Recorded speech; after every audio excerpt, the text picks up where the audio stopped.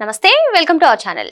ఆంధ్రప్రదేశ్లో మాజీ ముఖ్యమంత్రి అయినటువంటి వైఎస్ జగన్మోహన్ రెడ్డి లండన్ పర్యటన వెళ్ళి వచ్చిన తర్వాత ఈ రోజు ప్రెస్ మీట్ పెట్టబోతున్నారు. ఇలా ఉంటే అసలు ప్రెస్ మీట్ అంటే భయపడుతున్నారు వైసీపీ క్యాడర్ అని కొందరు చెప్తున్నారు. ఎందుకు మరి? అదే విధంగా ఆయన ఏ వ్యూహం చేసినా సరే అదంతా కూడా ఫెయిల్ అవుతుందని కొందరు విశ్లేషిస్తున్నారు. మరి ఈ అంశాలన్నిటిపైన చర్చించడానికి మనతో పాటుగా ఉన్నారు AP Kamma corporation director Arisimalli Srinivas garu. నమస్తే సార్. నమస్కారం sir. Jaganmohan Reddy press meet పెట్టబోతున్నాడు అంటే ఆ సొంత క్యాడరే భయపడుతున్నటువంటి పరిస్థితి అని చెప్పి కొందరు చెప్తున్నారు. ఎందుకంటే మావిగన్ ప్రతిపాదన తర్వాత నుంచి కూడా అందరూ భయపడుతున్నారు అంటున్నారు. ఇంకోటి ఏంటంటే ఆయన ఏం ప్లాన్ వేసినా సరే అది బూమ్రాంగ్ అవుతుంది, ఫెయిల్ అవుతుంది అని కొందరు చెప్తున్నారు. మరి ఈ రోజు ప్రెస్ మీట్ కూడా ఆసక్తికరంగా ఉంది. మరి 11 గంటలకు ప్రెస్ మీట్ పెట్టబోతున్నారు. ఎలా అర్థం చేసుకోవాలంటారు దీన్ని? ఇప్పుడు అతను ప్రెస్ మీట్ పెట్టి ఏం మాట్లాడతాడో ఏంటనేటువంటిది అందరికీ అవగాహమే. ఎందుకంటే అతను కొత్తగా ఏం మాట్లాడేది ఏముంటుంది యాక్చువల్గా అయితే. ఇప్పుడు ఒక అది పార్టీ పరిపాలన ఉండగా పరిపాలన చేసి రాజకీయ పార్టీ తర్వాత ప్రజలు ఓడిస్తున్నంత మాత్రాన మనం తీసిపడేయాల్సిన అవసరం లేదు యాక్చువల్గా. ఎందుకంటే ప్రజలకు వాళ్ళ విధానాలు నచ్చక లేదంటే అనేక కారణాలు ఉంటాయి ఓటమికి. అయితే జగన్మోహన్ రెడ్డి ఓటమికి కారణాలు 1,00,000. అందులో అన్నిటికన్నా ప్రధానమైనది ఆయన స్వయంకృతం.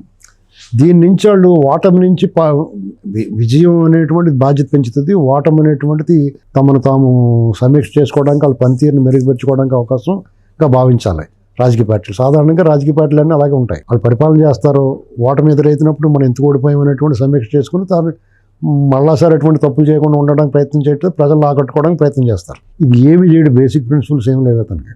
ఇతను రాజకీయ పునాది ఏంటంటే వాళ్ళ నాన్న చావు లేకపోతే నవరత్నాలు అనేటువంటి తాయిలాలు, ఈ రెండు కూడా అటర్లాగా అయిపోయాడు ఆ విషయాల్లోనే. అయితే ఆయన మార్పు లేదు. ఓటమి ఘోరంగా ఓడించారు జనం, తిరుగుబాటు చేశారు ఒక రకంగా చెప్పాలంటే. దాని తర్వాత అతనిలో ఒక మార్పు రావాలి. మన విధానం ఇప్పుడు నువ్వు ఒక లైన్ తీసుకుంటావు, నువ్వు ఒక ఆలోచన చేస్తావు, అది కరెక్ట్ కాదు, నువ్వు దెబ్బ అయిపోయిన తర్వాత నువ్వేమని చెప్తావు, ఇది కాదురా మనం వెళ్ళి మార్గం కరెక్ట్గా లేదు, మనం ఈ దారి తప్పొచ్చాం, మనం ఇంకో దారి ఎంచుకుంటాం.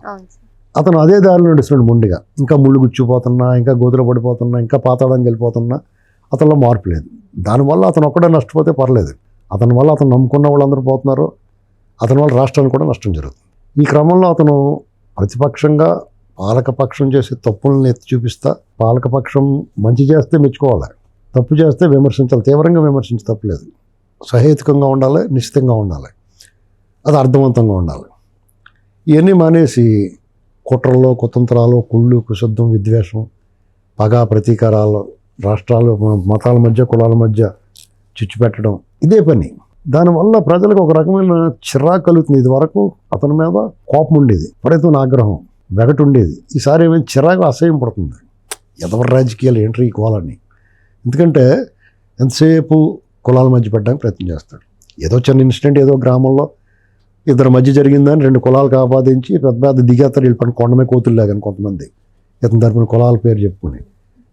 తర్వాత ప్రాంతాల మధ్య ఇచ్చిపెట్టాను, అంత అమరావతికి దోసిపెట్టేస్తున్నాడు అంటే మీ బాబు సొమ్మాను దోసిపెడుతున్నాడా? సెల్ఫ్ సస్టైన్ ప్రాజెక్ట్ అనేటువంటి పదే చెప్తున్నారు. మీ నోటితో మీరే అన్నారు గజం 50,000 ఉంటుంది అక్కడ. ప్రభుత్వానికి మిగిలే భూమితోటి 2 లక్షల కోట్ల పైన ఉంటుంది. దాంతో దాన్ని డెవలప్ చేసుకుంటే ఎవడ సొమ్ము రూపాయి కూడా పెట్టకలేదు అక్కడ. ఒకవేళ పెడతారు గ్రోత్ ఇంజిన్ రాష్ట్రానికి, దాని మీద వచ్చిన ఆదాయం రాష్ట్రం అంతా ఉంటుంది. కాబట్టి ఇది చాలా దారుణమైన వ్యాఖ్యలు. ఇవాళకే కూడా పాత ధోరణి మార్చుకోకుండా ఇక ఈ కొత్తగా మొదలెట్టిందంటే మతాల మధ్య. ఆంధ్రప్రదేశ్లో ఎప్పుడు మతాల మధ్య గొడవ ఉండదు. ఆ మతాల మధ్య ఇచ్చిపెట్టడానికి ఇది వెరైటీ. ఈసారి క్రైస్తవులు హిందువుల మధ్య పెట్టడానికి క్రైస్తవులకు అభద్రతా భావం కల్పించి వాళ్ళని కన్సాలిడేట్ చేసి ఇప్పుడు అతని వైపే ఉన్నారు వాళ్ళంతా. ఈ మధ్యకాలంలో కొంచెం వాళ్ళు చెదిరిపోయేలా కనపడుతున్నారు. దాన్ని ఎందుకు చెదిరిపోతారో ఇతను మళ్ళీ ఇంకో డ్రామా ఆడుతున్నాడు. హిందువులకి దగ్గర అవడం కోసం కాషాయం వేషం వేస్తున్నాడు. యాగాలు, యజ్ఞాలు, పూజలు, పునస్కారాలు ఇవన్నీ. వాళ్ళేమో అదే నప్పదాలకి ఇది ఏడ్రా అప్పబావగాళ్ళ ఉన్నాడు అని చెప్పేసి వాళ్ళు దూరం అయ్యేలాగా ఉన్నారు. మళ్ళీ వాళ్ళందరినీ కన్సల్టేట్ చేసి మనకి ఇతనే దిక్కుర బాబు, ఇతను ఉంటేనే మనకు భద్రత అనే భావన కలిగించే ప్రయత్నంలో కూటమి ప్రభుత్వాన్ని బదనాం చేయడానికి ప్రయత్నం చేస్తున్నాడు. దానికి రకరకాల కారణాలు ఉన్నాయి. ఇది క్రైస్తవులు ఆలోచించుకోవాల్సిన విషయం. ఎందుకంటే అది ఆ సమాజానికి ఇప్పుడు వరకు వాళ్ళు ఎవరికి అపకారులుగా లేరు, వాళ్ళకి ఎవరో అపకారులు లేరు, అందరు కలిసిమెలిసిపోతూ ఉన్నారు. కొత్తగా ఎందుకు ఇలా వస్తుంది, కొంతమంది మితిమీరిన అతి చేష్టలు చేస్తున్న పాస్టర్ల వల్ల వాళ్ళని అవాయిడ్ చేశారు. అందులో చాలామంది క్రైస్తవులు నిజమైన క్రీస్తు ఆరాధకులు ఏమంటున్నారంటే, బాబు మీరు మీ దండంలో బాబు మీరు పక్క పోండి, మీ వల్ల మాకు చెడిపోయి కొంతమంది బూతులు కూడా తిడుతున్నారు. ఈ క్రమంలో అతను కుట్రలేమి మాటల ప్రవీణ్ పగడాలు కానీ చనిపోయినప్పుడు చేసిన డ్రామాలన్నీ వీళ్ళ ఆర్టిస్టులు వీళ్ళంతా ఏదో ఒక అశాంతి సృష్టించాలని ప్రభుత్వం చాలా జాగ్రత్తగా చాకచక్యంగా దాన్ని సాల్వ్ చేసింది. మళ్ళా దర్శనం వాడు ఎవడో మళ్ళీ డ్రామా వేస్తున్నాడు. ఇవన్నీ చూడడానికి హిందువులు ఎప్పుడు కూడా సంఘటితం అవ్వరు. హిందువులు కన్సాలిడేట్ అయిపోయి వాళ్ళంతా ఒక గూటి కింద ఉంటారు. ఎవరి భావజాలం వాళ్ళతో ఉంటారు. మైనార్టీలు అనిపించుకున్న వాళ్ళే కొంచెం గ్యాదర్ అవుతూ ఉంటారు. వాళ్ళకు కూడా అనుమానం అపోహ కలిగించేలాగా ప్రవర్తిస్తున్నారు. దానివల్ల ప్రమాదం ఎవరికి? క్రైస్తవ సమాజానికి వస్తుంది. ఈ క్రైస్తవ సమాజానికి ప్రమాదం ఎవరి వల్ల వస్తుంది? జగన్మోహన్ రెడ్డి వల్ల వస్తుంది. కాబట్టి జగన్మోహన్ రెడ్డి దూరంగా జరగాలి. ఎందుకంటే దుష్టజన సాంగత్యం అవుద్ది ఇది. మీ నాయకుడిగా ఓ దుష్టుడు ఉంటే మీరు ఆరాధిస్తే, మీరు ఆరాధించి దేవుడు క్రీస్తు కరుణామయుడు, మీరు అభిమానించే నాయకుడు జగన్మోహన్ రెడ్డి నిరంకుశుడు, నియంత్రత్వం నిలువెల్లా ఉన్నాడు, అహంకారం, పెత్తనం, దుర్మార్గం, అరాచకములతో ములికి తేలివాడు. కాబట్టి ఇక్కడ క్వైట్ కాంట్రాస్ట్. మీరు అర్జెంటుగా అతను వదులుకోకపోతే అతన్ని అంటగాగిన అతనితో సహవాసం చేసిన వాళ్ళు అందరూ మటాషైపోయారు. కనీసం ఆ ఫోటో పట్టుకుంటే 10 సీట్లు వెనక్కి వెళ్ళిపోయాడు అతను. ఆ పక్క రాష్ట్రం పోల్చుకున్నారు కాబట్టి చెప్తున్నాను. కాబట్టి వాళ్ళు అర్జెంటుగా ఆలోచించుకోవాలి. ఇలాంటి పరిస్థితుల్లో అతనికి మళ్ళీ జగన్మోహన్ రెడ్డికి ఒత్తాసుగా ఈ కూటమి అతనికి వేరే మార్గాలు ఏం కనపట్ల. అతనితో పాటు ఉండి కొన్నాళ్ళు దూరమైనట్టు యాక్ట్ చేసిన గుంటనక్క విజయసాయి రెడ్డి, మీరు వాళ్ళు కలిసి ఉంటే నీ పని అయిపోద్ది, నీకేం ఛాన్స్ ఉండదని ఇండైరెక్ట్గా ఇంటి ఇచ్చాడు. సన్నాసుల ద్వారా మీరు వాళ్ళు కలిసి ఉన్నంతకాలం మీరు ఎన్ని పిల్లు మొగ్గులు వేసి ఎన్ని రికార్డింగ్ డ్యాన్స్లు, ఓహో ఇది మనం ఇది చేయాలి, వాళ్ళని ఎడగొట్టాలని చెప్పి ప్రయత్నం చేస్తున్నారు. విశ్వ ప్రయత్నం చేస్తున్నారు. అనేక రకాలుగా ఎక్కడ వీలుంటే అక్కడ చేస్తున్నారు. ఏది కుదరట్లాలేమో 9 సిగరెట్ నుండి ఇచ్చేసుకున్నారు. ఇప్పుడు ఇలా కాదు, మనం మాట్లాడితే పని జరగదని చెప్పేసి ఇక ప్రొఫెసర్ నాగేశ్వరరావు ఉన్నాడు. ఇంకా అతనితో స్టోరీ. అతనేమో ఎవరన్నా అతను చెప్పిందే వేదం అనుకుంటాడు. అతను ఏదో పెద్ద మేధావులు పైనుంచి దిగేసినట్టు కొన్నాళ్ళు ఏదో వింటారు, బాగా చెప్తే తర్వాత అదే పదే అబద్ధాలు పాడి ఇలాంటి దొంగోళ్ళకి సపోర్ట్ చేస్తే ఏమో ఇటు దొంగడారా బాబు అనుకుంటారు. అంతే కదా, నీ వాల్యూ నువ్వు ఎవరిని సపోర్ట్ చేస్తున్నావు దాన్ని బట్టి ఉంటుంది. నీ వాల్యూ, నీ విలువ ఎలా ఉంటుందంటే నీ స్నేహితుడిని చూసి నిన్ను అంచనా వేస్తారు. అలాగే నువ్వు మద్దతు ఇచ్చేవాడిని చూసి నిన్ను అంచనా వేస్తారు. నువ్వు జగన్మోహన్ రెడ్డి లాంటి నరరూప రాక్షసుని, అరాచకవాదిని, బందిపోడు దొంగనే సపోర్ట్ చేసావంటే అందులో నీకు ఓటం ఉందనుకుంటారు.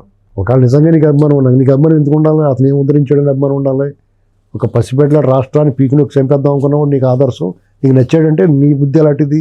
పైగా నీకేంటి సంబంధం అందరితోటి? ఆంధ్ర రాజకీయాలతో నీకు ఏదో మాట్లాడిపోవాలి తప్ప, విశ్లేషణ చేయాలి తప్ప, ఆంధ్ర రాజకీయాలు వేలేటి ప్రతి దాంట్లో ప్రతి రోజు పొద్దున్న వచ్చేసి మాట్లాడేవాడు మాకంటే తప్పదు. మా రాష్ట్రం మా గురించి మాట్లాడుకుంటాం, అప్పుడప్పుడు తెలంగాణ గురించి మాట్లాడతాం. నీకేంటి ఏదో ఇదే పని అన్నట్టు పొద్దున్న చలిదనం తినేసి కూర్చుంటావు, మధ్యాహ్నం భోజనం చేసి కూర్చుంటావు, రాత్రి భోజనం చేసి కూర్చుంటాం. ఇవన్నీ మేము ఏదైనా చిరాకు వచ్చి మేము ఏదైనా అన్నాం అనుకో లబో దిబోని ఎడుతాడు. కాబట్టి పవన్ కళ్యాణ్ గారు అమిత్ షా మధ్య జరిగిన విషయాన్ని అతను పక్కన చూసినట్టుగా అమిత్ షా అన్నా అంటే నాకు ఆ దొంగోడు ఫ్రెండ్, నాకు చంద్రబాబు లాంటి మంచోడు నాకు ఫ్రెండ్ కాదు, జస్ట్ ఫ్రెండ్, అతనేమో ఫస్ట్ నుంచి ఫ్రెండ్, నా దొంగోళ్ళు అంటే ఇష్టం అన్నాడు నీతోటి. సరే ఆ మాట చెప్పు, మేమే కేసు నమోదు చేయను. ఇప్పుడు ఒక కుట్ర చేస్తున్నామని ప్రభుత్వాన్ని కూలదోసే, ప్రభుత్వంలో ఉన్న పార్టీల మధ్య కుట్ర పెట్టి చిచ్చు పెడతానికి ప్రయత్నం చేస్తున్నామని, ప్రజల అపోహలకు గురి చేస్తున్నామని, వాళ్ళలో భేదభావం కలిగిస్తున్నామనేటువంటి కాజుతోటి నేమే కేసు నమోదు చేస్తున్నాం. ఇప్పుడు ఎవడొస్తాడో చూద్దాం నేను వెనకాల. అంటే మెత్తమెత్తగా ఊరుకుంటున్నారు. చంద్రబాబు నాయుడు గారు చాలా మంచోడు, ఏ వరుసకున్నా కానీ ఏమన్నా అనుకుంటున్నారు మీరు. ప్రజలు చీకొడుతున్న సిగ్గులేదా నీకు? ఎన్నాళ్ళు భరిస్తాడు ఎవడన్నా? ఇంకోటేమో అందుకు ముందు అమరావతిని బ్రహ్మరావతి అన్నాడు, అది నిజమే అంటాడు ఒకడు, ఎండు చీడిమాడి పిక్కలాగానే. ఇవన్నీ చిరాకు దొరుకుతుంటే ఎన్నాళ్ళు భరిస్తాడు ఎవడన్నా? మీకేంటి సంబంధం అసలు?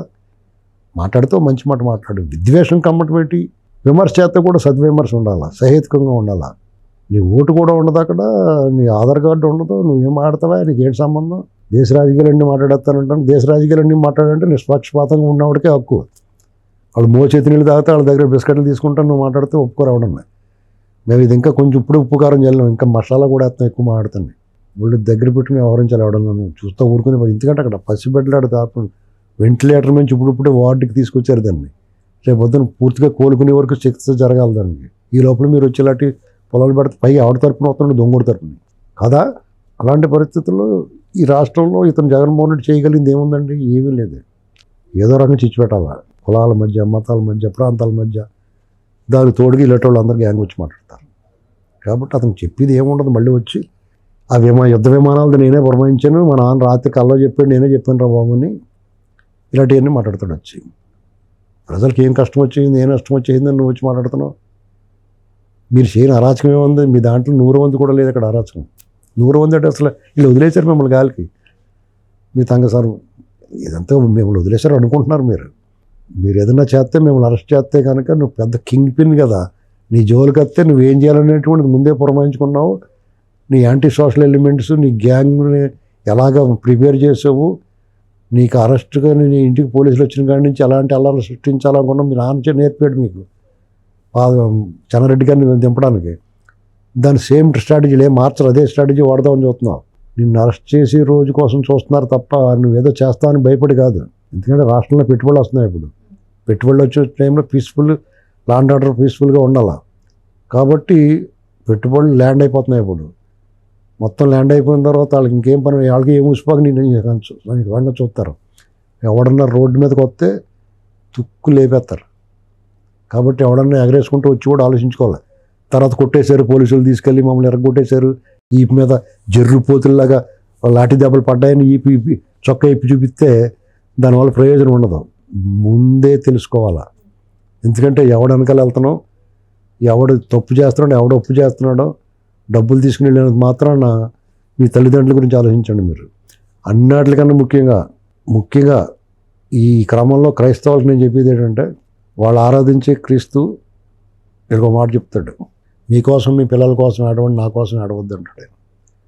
జగన్మోహన్ రెడ్డి ఏం చెప్తాడంటే, నా కోసం నా కుటుంబం కోసం ఆడవండి, మీరు నా కోసం చచ్చిపోండి అని చెప్తాడు.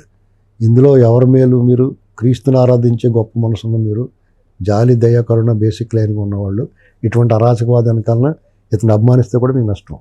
అలాగే జగన్మోహన్ రెడ్డి పార్టీ కార్యకర్తలందరూ కూడా అతను నమ్మి గుడ్డిగా అల్లర్లాటలో పాల్గొంటే చాలా నష్టపోతారు, కుటుంబాలు నష్టపోతాయి. అందంగా చదువుకున్న తర్వాత ఉద్యోగ అవకాశాలు ఉన్నాయి, భవిష్యత్తు బాగుంటుంది. పార్టీ ఎవరైనా ఉన్నామండి, 10 ఏళ్ల పాటు రాష్ట్రం ఒక స్థిరపడిన తర్వాత మీ ఇష్టం వచ్చిన వాళ్ళని ఎంచుకోండి. అది హక్కు. ఎవరైనా అధికారంలో రావచ్చు, ఎవరైనా పరిపాలన చేయొచ్చు. అయితే ప్రజలకు ఇబ్బంది కలనంత కాలం, ప్రజల ఆస్తులు ధ్వంసం కానంత కాలం, రాష్ట్ర భవిష్యత్తు, యువత భవిష్యత్తుకు భరోసా ఇచ్చి కూడా ఎవడైనా సరే నాయకుడే. మరో అంశంతో మళ్ళీ కలుద్దాం. Thank you sir.